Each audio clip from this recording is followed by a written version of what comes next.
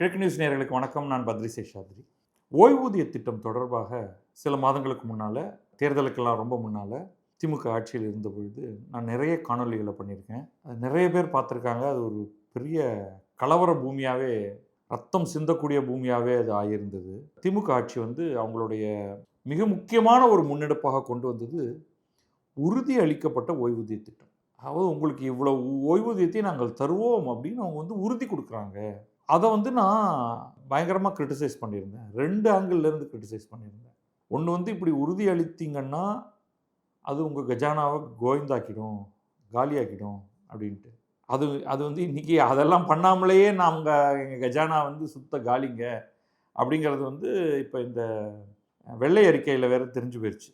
2வது, இவங்க உறுதி அளிப்பதாக சொல்லக்கூடிய எண்ணிக்கை இருக்கு இல்லையா, அமௌண்ட் இருக்கு இல்லையா, அந்த அமௌண்ட்டை போட்டு பார்த்துட்டு நான் பார்த்தேன், எப்பா இது உங்கள்கிட்டேருந்து கலெக்ட் பண்ணுற பணத்தை உருப்படியாக இன்வெஸ்ட் பண்ணால் அது உங்களுக்கு அதோட அதிகமாக கிடைக்கும். ஸோ இவங்க 2 பக்கத்துலேருந்தும் ப்ராப்ளம். உறுதி அளிக்கிறதுங்கிறதே தவறு ஒரு பக்கம், என்னை பொறுத்த வரைக்கும் கான்செப்சுவலி ராங். இன்னொன்று, உங்கள்கிட்டேருந்து பணத்தை எடுத்துகிட்டு உங்களுக்கு அவங்க எவ்வளவு திருப்பி தராங்க அப்படின்னு பார்த்தீங்கன்னா, இறுதியாக அந்த ஆனுவிட்டி அப்படிங்கிறது அது குறைச்சி. ஸோ நீங்கள் எதுக்காக இந்த உறுதியளிக்கப்பட்ட ஓய்வூதிய திட்டத்தை ஏதோ பெரிய வெற்றி, பெரும் வெற்றி அப்படின்னு குதிக்கிறீங்க? நீங்கள் கான்ட்ரிபியூட் பண்ண போகிறீங்க. உங்களுடைய சேலரியிலேருந்து அவங்க அமௌண்ட் எடுக்க போகிறாங்கன்னா நீங்கள் புதிய ஓய்வூதிய திட்டத்துக்கு போயிருங்க. மத்திய அரசு அதை தான் பண்ணிகிட்டு இருக்கு அப்படிங்கிறது தான் என்னுடைய வாதம். அந்த சமயத்தில் பேஷன்ஸ் ரன்னிங் ஹை, எல்லாம் இஷ்டத்துக்கு திட்டினீங்க. ஏன்னா உனக்கு என்ன தெரியும், அது எல்லாரும் கேட்குறது தான். நீ என்ன இதில் பெரிய எக்ஸ்பர்ட்டா? இல்லை, நான் எதுலேயுமே எக்ஸ்பர்ட் இல்லை, உங்களை மாதிரி தான் நானும். ஆனால் 4 விஷயத்தை பார்த்துட்டு படிச்சுட்டு அதை கொஞ்சம் ஆராய்ஞ்சு ஒரு சாதாரண மனிதனாக உங்கள்கிட்ட சொல்கிறேன். இன்கேஸ் உங்களுக்கு மறந்து போயிடுச்சுன்னா, இப்போ நான் ஒரு செய்தி படிக்க போகிறேன், செய்தியை படிச்சுடுவோம். கொஞ்சம் நடுவில் அந்த உறுதியளிக்கப்பட்ட ஓய்வூதிய திட்டத்துக்கு அடுத்து வரும். இப்போ நேற்றைக்கு புதிய அரசு என்ன சொல்லியிருக்குன்னா, உறுதி அளிக்கப்பட்ட ஓய்வூதிய திட்டம் அதை அவங்க தொடர போகிறாங்க அப்படிங்கிறது மட்டும் இது வரைக்கும் தெரியுது. உறுதி அளிக்கப்பட்ட ஓய்வூதிய திட்டத்தின் இறுதி விதிமுறைகள் வெளியிடப்படும் வரை, விதிமுறைகள்லாம் வெளியிடவே இல்லை. ஆனால் ஜனவரி 1க்கு பிறகு ஓய்வு பெற்றவர்கள் அம்போன்னு தொங்கிட்டு இருக்காங்க. இறுதி விதிமுறைகள் வெளியிடப்படும் வரை கடந்த ஜனவரி 1ஆம் தேதிக்கு பிறகு ஓய்வு பெற்ற அரசு ஊழியர்கள், ஆசிரியர்களுக்கு மட்டும் அடிப்படை ஊதியத்தில் 30% அல்லது ரூபாய் 10,000, இதில் எது அதிகமோ அப்படின்னா குறைஞ்சபட்சம் உங்களுக்கு 10,000 ரூபாய் தான் கொடுத்துருவாங்க. அதான் அதுக்கு அர்த்தம். அந்த தொகை 10,000 அல்லது 30%. 30% 10,000க்கு மேலே இருந்ததுன்னா அந்த அதிகப்படியான அமௌண்ட் தான் உங்களுக்கு கொடுப்பாங்க.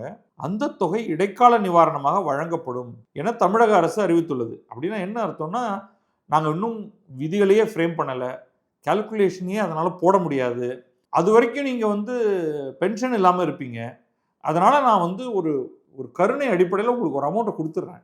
இறுதியாக கால்குலேட் பண்ணி நான் உங்களுக்கு இன்னும் நிறையா தரணும்னா நான் அந்த அதிகமான அமௌண்ட்டை தருவேன், குறைச்சி தரணும்னா பிடித்தம் பண்ணிப்பேன், பட் இப்பொழுதுக்கு இந்த அமௌண்ட்டை வச்சுக்கங்க அப்படின்ட்டு ஒரு அரசாணை வெளியிடப்பட்டிருக்கிறது. நிதித்துறை செயலர் எம்ஏ சித்திக் இந்த அரசாணையை வெளியிட்டிருக்காரு.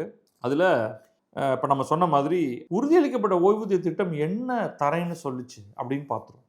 இது பழைய செய்தி தான், அதுலேருந்து எடுத்து பார்த்துருவோம். அதில் என்ன சொல்லியிருந்தாங்கன்னா, மாநில அரசு அலுவலர்கள் பெற்ற கடைசி மாத ஊதியத்தில் 50% உறுதியளிக்கப்பட்ட ஓய்வூதியமாக வழங்கப்படும். இதுதான் உறுதியளிக்கப்பட்ட ஓய்வூதிய திட்டம் அப்படிங்கிறதோடைய அறிவிப்பில் வந்திருந்தது. இவ்வாறு 50% உறுதியளிக்கப்பட்ட ஓய்வூதியம் வழங்குவதற்காக பணியாளர்களின் 10% பங்களிப்பு எடுத்துக்கொள்ளப்படும். அப்போ நீங்கள் உங்களுடைய பணிக்காலத்தில் உங்களுடைய சம்பளத்திலிருந்து 10% எடுத்துக்கொள்ளப்படும். அதை அவங்க வச்சுக்கிட்டு மேற்கொண்டு தேவைப்பட்டால் கையிலிருந்து காசு போட்டு, இந்த மேற்கொண்டு தேவைப்பட்டாங்கிறத மேற்கோள் குறிக்கோள வச்சுங்க.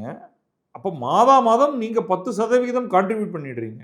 நீங்கள் ஓய்வு பெற்றதற்கு பிறகு கடைசி மாதத்தில் ஓய்வு பெறும்போது கடைசி மாதத்தில் என்ன சம்பளம் வாங்கினீங்களோ அதில் 50% உங்களுக்கு அடுத்த மாதத்துலேருந்து பென்ஷனாக கொடுக்கப்படும். 50% உறுதியளிக்கப்பட்ட ஓய்வூதியம் பெறும் ஓய்வூதியதாரர்களுக்கு இதான் ஃபஸ்ட்டு பேஸ் சொல்லியாச்சு. அதுக்கு மேலே அகவிலைப்படி உங்களுக்கு ஆண்டுதோறும் 6 மாதத்துக்கு ஒரு முறை அரசு அலுவலர்களுக்கு இணையாக அகவிலைப்படி உயர்வு அளிக்கப்படும்.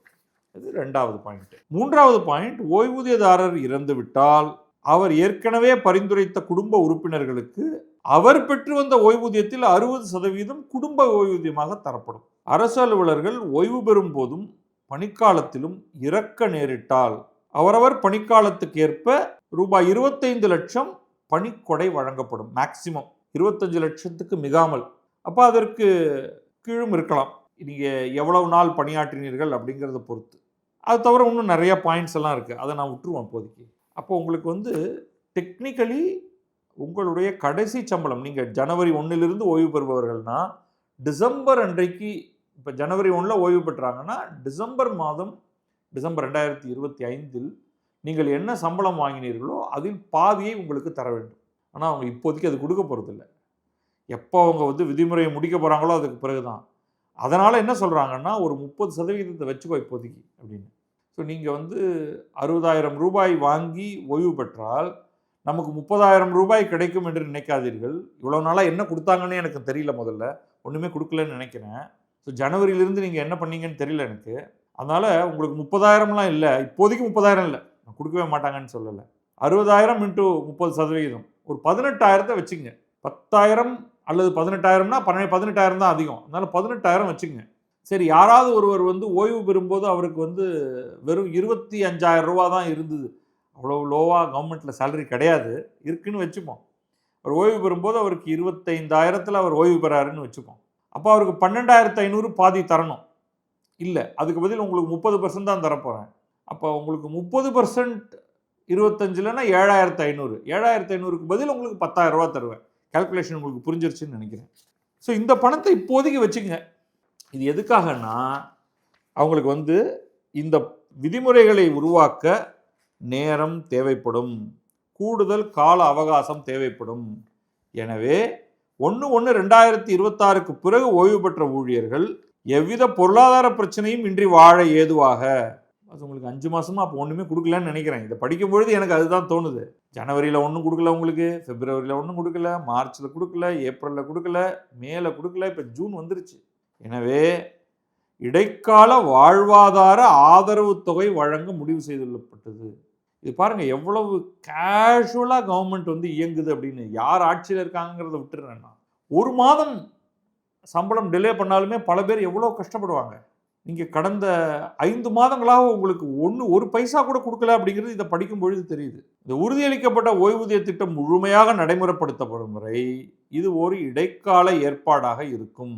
இந்த திட்டத்தின்படி நான் ஏற்கனவே சொன்ன மாதிரி பணி ஓய்வு பெற்ற ஊழியர் கடைசியாக பெற்ற அடிப்படை ஊதியத்தில் பேசிக் பே 30% அல்லது ரூபாய் 10,000, இதில் எது அதிகமோ அந்த தொகை இடைக்கால நிவாரணத் தொகையாக நிர்ணயிக்கப்படும். அதோடு நடைமுறையில் இருக்கும் அகவிலைப்படியும் வழங்கப்படும். இந்த இடைக்கால நிவாரண திட்டம் 1/4/2003 அன்று அல்லது அதற்கு பிறகு வழக்கமான ஊதிய விகிதத்தில் பணியமர்த்தப்பட்ட பங்களிப்பு ஓய்வூதிய திட்டத்தின் கீழ் இருந்தவர்கள் 1/1/2026 அன்று பணியில் நீடித்து அதற்கு பிறகு வயது முதிர்வு காரணமாக ஓய்வு பெற்றவர்கள், குறைந்தபட்சம் 10 ஆண்டுகள் தகுதி வாய்ந்த பணிக்காலத்தை நிறைவு செய்தவர்கள், பணியின் போது மரணமடைந்த அரசு ஊழியர்களின் தகுதியான குடும்ப உறுப்பினர்கள் ஆகியோருக்கு மட்டும் பொருந்தும். அதே நேரத்தில் 1/1/2026க்கு முன்னர் பணியிலிருந்து ஓய்வு பெற்றவர்களுக்கும் பணியிலிருந்து விலகியவர்களுக்கும் இது பொருந்தாது. ஓய்வூதியதாரர் மரணமடைந்தால் அவர் பெற்று வந்த இடைக்கால தொகையில் 60% குடும்ப ஓய்வூதியமாக வழங்கப்படும். இதுக்கப்புறம் ரொம்ப டெக்னிக்கலாக போகுது, நான் விட்டுறேன். Sum and substance. சென்ற திமுக அரசு உறுதி செய்யப்பட்ட ஓய்வூதிய திட்டம் என்ற ஒன்றை அறிவித்தது. அதை நான் மிக கடுமையாக எதிர்த்தேன். அதற்கான காரணங்களெல்லாம் நான் தெளிவாக காணொலியில் கொடுத்துருக்கேன். முடிஞ்சால் அதோடைய லிங்க் கூட நம்ம கொடுத்துருவோம். இதில் அந்த ஓய்வூதியத்தை கூட ஆட்சியில் கடந்த அந்த லாஸ்ட் ஃபியூ மந்த்ஸ் ஆட்சியில் இருந்த திமுக அரசு உங்களுக்கு கொடுக்கவில்லை. அதுதான் இதை படிக்கும்போது எனக்கு தெரியுது. அதுதான் நீங்கள் ஜனவரியில் ஓய்வு பெற்றவர்கள் உங்களுக்கு ஜனவரியிலையோ பிப்ரவரியிலையோ மார்ச்லேயோ ஏப்ரல்லையோ மேலேயோ தேர்தல் ஏப்ரல் நடக்குது, மேலே கவுண்டிங், மே 4 அன்னைக்கு கவுண்டிங், அப்புறமா தான் ஆட்சி மாற்றம் நடக்குது. அந்த பீரியடில் ஓய்வு பெற்றவர்கள் யாருக்கும் இன்னி வரைக்கும் ஒத்த ரூபா கூட ஓய்வூதியம் வழங்கப்படவில்லை. இப்போ வந்திருக்கிற அரசு அதை கையில் எடுத்துக்கிட்டு, ஐயோ பாவமே அவங்களுக்கு ஒத்த பைசா கூட கொடுக்கலையே கடந்த பல மாதங்களாக, சரி பென்ஷனை கொடுத்துருவோமா அப்படின்னா யாரோ ஒருத்தங்க பென்ஷன் போட்டுட்டு போயிட்டாங்க, என்னவோ கணக்கு போட்டு போயிட்டாங்க. அதுவும் கொடுக்க முடியாது, ஏன்னா அதுக்கு விதிமுறை ஃப்ரேம் பண்ணலன்னு மட்டும்தான் சொல்கிறாங்க. பைசா இருக்கா பேங்க்கில் அப்படிங்கிறது தெரியல. எனவே ஒரு அமௌண்ட் வச்சுக்கங்கப்பா. அது பாருங்கள், அவங்களுடைய வார்த்தைகள்லேயே சொல்கிறேன், இடைக்கால வாழ்வாதார ஆதரவு தொகை. இட்ஸ் யுவர் ரைட், உங்களுடைய உரிமை. பேச்சிலெல்லாம் உரிமை வந்துடும் பாருங்க. உறுதியளிக்கப்பட்ட ஓய்வூதிய திட்டம் உறுதியெல்லாம் அழிச்சிட்டாங்க, உங்களுக்கு வரல. இப்போ வாழ்வாதார ஆதரவு தொகை கருணையாக உங்களுக்கு கொஞ்சம் கொடுக்குறாங்க. அப்பா வச்சுக்கப்பா, சாப்பிட்றதுக்கு ஏதோ தினசரி சாப்பிட்றதுக்கு இருந்தால் கொஞ்சம் காசு வச்சுக்கோ அப்படின்னு கொடுக்குறாங்க. எப்பொழுது அதை வந்து விதிமுறைகளை போட்டு விதிமுறைகள் ஏதாவது மாற்றம் இருக்குமா? நீங்கள் வந்து என்ன கேட்குறீங்க பாருங்கள், நீங்கள் வந்து எங்களுக்கு பழைய ஓய்வூதிய திட்டம் கொடுங்க அப்படின்னு நீங்கள் கேட்குறீங்க. மத்திய அரசும் மற்றவர்களும் இந்த புதிய ஓய்வூதிய திட்டம் அப்படிங்கிறத முன்வைக்கிறாங்க. திமுக அரசு உறுதியளிக்கப்பட்ட ஓய்வூதிய திட்டம்னு மூன்றாவதாக ஒன்று சொல்லுது. இவ்வளவு குழப்பம் தேவையா? அதுக்கு காரணம் நீங்களும் விடாமல், அதாவது நான் வந்து இப்பொழுது வந்து அரசு ஊழியர்கள், அரசு ஆசிரியர்களை பற்றி சொல்கிறேன். நீங்களும் வந்து என்றாவது ஒரு நாள் ஒரு தேவதூதன் வருவான், அந்த தேவதூதன் எங்களுக்கு பழைய ஓய்வூதிய திட்டத்தை தருவான், அந்த பழைய ஓய்வூதிய திட்டத்தில் எங்களிடமிருந்து ஒத்த பைசா கூட எடுக்கப்பட மாட்டாது, ஆனால் எங்களுக்கு கணிசமான அளவுக்கு பென்ஷன் கிடைக்கும் அப்படின்னு. அந்த காலம் முடிஞ்சு போயிடுச்சுங்க. ஒரு சில காங்கிரஸ் மாநில அரசுகள் தான் அதை திரும்ப கொண்டு வந்திருக்காங்க. கொண்டு வந்துட்டு விழி பிதுங்கி திண்டாடிக்கிட்டு இருக்காங்க. ஹிமாச்சல் பிரதேசத்தை ஒரு உதாரணமாக சொல்லலாம், பஞ்சாப் ஒரு உதாரணமாக சொல்லலாம். கஜானாவில் பைசாவே கிடையாது, ஆனாலும் ப்ராமிஸ் பண்ணிட வேண்டியது. இப்போ நீங்கள் பார்த்தீங்க வெள்ளை அறிக்கை, வெள்ளை அறிக்கையா அது கருப்பறிக்கையா அப்படின்னு நமக்கு தெரியல. கண்ணா பின்னான்னு பணத்தை தண்ணியாக செலவழிச்சிருக்காங்க. இந்த திட்டம் அந்த திட்டம்னு அதுக்கேற்ப வருமானம் வளரவே இல்லை. இப்போ நீங்கள் அதுக்கு மேலே இன்னொரு சுமையை நீங்கள் சுமத்த வரீங்க. இது வந்து தேர்தல் வாக்குறுதிகளின் போது விஜய் என்ன சொன்னார்னா, பழைய ஓய்வூதிய திட்டத்தை அரசு ஊழியர்கள் ஆசிரியர்கள் விரும்புகிறார்கள், அதை பரிசீலிப்போம், அந்த கோரிக்கையை பரிசீலிப்போம்னு. சான்ஸே கிடையாது. அதுக்கு நம்மளுடைய ஃபினான்ஷியல் பொசிஷன் இடம் தரவே தராது. உங்களுக்கு மாதம் மாதம் ஊரில் இருக்கிற அத்தனை பேருக்கும் 1000 ரூபா வேணும், அது 2500 ரூபாயும் மாறணும், அப்புறமா அன்எம்ப்ளாய்மெண்ட் பெனிஃபிட் வேணும், எல்லாம் வேணும். பஸ்ஸில் இலவசமாக பயணம் செய்யணும். இப்படி உங்களுக்கு ஒரு பெரிய இலவசம் இலவசம் இலவசம்னு ஒரு பெரிய கோரிக்கை இந்த பக்கம் வச்சுருங்க. அதுக்கப்புறம் தமிழ்நாட்டு அரசுடைய நிதிநிலையை பாருங்கள். அதுக்கு மேலே எங்களுக்கு வந்து பென்ஷன் வேண்டும், நாங்கள் அந்த பென்ஷனுக்கு கான்ட்ரிபியூட் பண்ணக்கூடாது அப்படின்னா இது எங்கிருந்து நடக்க போகிறது? அப்போ ஒழுங்காக ஒர்க் பண்ணிகிட்டு இருக்கக்கூடிய ஒரு சிஸ்டம் 2003-4க்கு பிறகு நடந்து கொண்டிருக்கிறது. அதை நீங்கள் ஏன் அப்படியே பயன்படுத்தக்கூடாது? ஏன் போராடினீர்கள்? ஜாக்டோ ஜியோன்லாம் போட்டு திமுக அரசை நெருக்கடிக்கு தள்ளினீர்கள். அவங்க பயந்து போய் நீங்கள் வாக்களிக்காமல் போயிட்டா என்ன ஆகுறதுன்னு பயந்து போய் அவங்க வந்து ஒரு ஃபினான்ஷியல் ஜக்லரி ஒன்றை கொண்டு வந்து உறுதியளிக்கப்பட்ட ஓய்வூதிய திட்டம்னு முதல்ல அறிவிச்சிட்டாங்க. உடனே உங்களுக்கெல்லாம் ஒரே குஷி. அப்படியே வந்து மு.க. ஸ்டாலினுக்கு பாராட்டு விழா அப்படின்லாம் கூட நீங்கள் அதுக்கெல்லாம் முடிவு பண்ணீங்க. பட் ஆக்சுவல் கால்குலேஷனை காமிச்சா உங்களுக்கு வந்து அப்போ தான் உங்களுக்கே தோணுச்சு, அடப்பாவிகளா ஒரு ஃபாஸ்ட் ஒன். ஆனாலும் நீங்கள் விழாலாம் கொண்டாடினீங்க, ஆனால் ஓட்டு போட்டிங்களான்னு தெரியல. ஏன்னா ஓட்டு போட்ட மாதிரி தெரியல, அது மட்டும் தெரியுது. இப்போ வந்து விஜய் வந்து நமக்கு வந்து எல்லாத்தையும் கொடுத்துருவாரு அப்படின்னு தயவு செஞ்சு நினைக்காதீங்க. அந்த மாதிரியான ஒரு நிலையில் தமிழக அரசின் பொருளாதாரம் இல்லை.